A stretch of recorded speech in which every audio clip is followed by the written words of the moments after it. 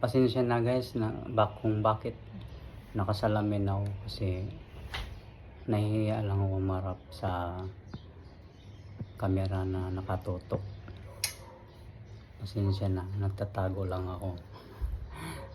Meron kasi akong isi-share, gusto ko isi-share sa inyo na may nagsasabi kasi sa akin na Bisaya siya, kasi Bisaya din ako. Sabi niya, kilala ko rin naman.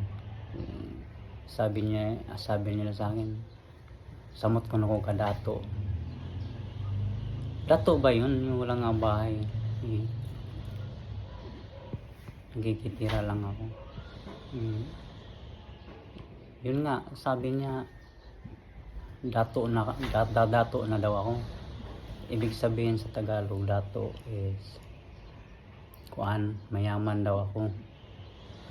Sa Bisaya, dato, maraming kayamanan, ganyan. Yun ang ibig sabihin sa Bisaya. Dato na daw ako.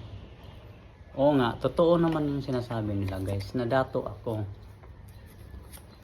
Totoo yung sinasabi nila na dato ako. May dato ako. Ayun ang dato guys, ito ang dato. Ito ang kayamanan ko, dato puti. Yan ang sa aking kayamanan, dato puti. Yan ang totoo niya guys. Thank you.